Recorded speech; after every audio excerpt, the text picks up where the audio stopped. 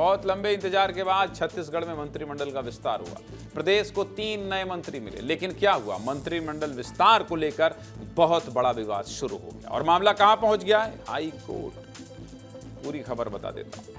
20 अगस्त को साय कैबिनेट में 3 नए मंत्री शामिल हुए। गुरु खुशवंत साहब, गजेंद्र यादव और राजेश अग्रवाल ने मंत्री पद की शपथ ली, जिसके बाद छत्तीसगढ़ सरकार के मंत्रियों की संख्या 11 से बढ़कर 14 हो गई। लेकिन यह आंकड़ा विपक्ष को रास नहीं आ रहा है। कांग्रेस लगातार इसका विरोध कर रही है और मंत्रिमंडल विस्तार को असंवैधानिक बता रही है। नेता प्रतिपक्ष डॉक्टर चरणदास महंत ने छत्तीसगढ़ के राज्यपाल रमेन डेका को पत्र भी लिखा है और संविधान के अनुच्छेद 164 का हवाला देते हुए एक मंत्री को हटाए जाने की मांग की है।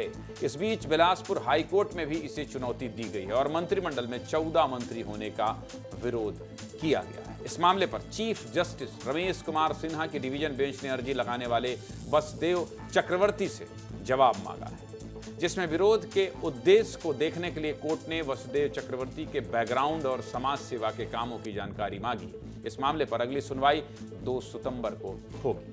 लेकिन अगली सुनवाई से पहले कोर्ट रूम के बाहर खूब राजनीति हो रही है। बीजेपी और कांग्रेस एक दूसरे पर आरोप लगा रहे हैं। डिप्टी सीएम अरुण साव ने कहा है कि मंत्रियों का बनना संवैधानिक है। कांग्रेस के मुंह से संवैधानिक बात अच्छी नहीं लगती, क्योंकि कांग्रेस ने हमेशा संवैधानिक संस्थाओं का अपमान किया है। वहीं पूर्व सीएम भूपेश बघेल ने कहा कि बीजेपी संविधान के हिसाब से नहीं चल रही है, अधिकार से बाहर जाकर यह काम किया गया। इस तरह की हरकत दुर्भाग्यजनक है। अब इस पूरे विवाद के पीछे की वजह क्या है, चलिए विस्तार से आपको ये भी समझा देता हूं। दरअसल छत्तीसगढ़ विधानसभा में कुल 90 सीट है और नियम के मुताबिक मंत्रियों की संख्या विधानसभा सीटों की संख्या से 15% ही हो सकती है।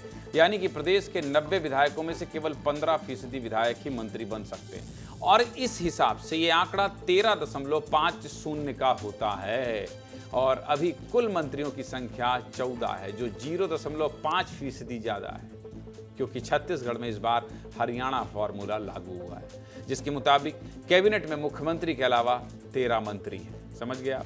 हरियाणा में भी मंत्रियों की संख्या को लेकर पंजाब और हरियाणा हाई कोर्ट में याचिका दायर की गई थी और कहा गया था कि मंत्रियों की संख्या तय सीमा से ज्यादा।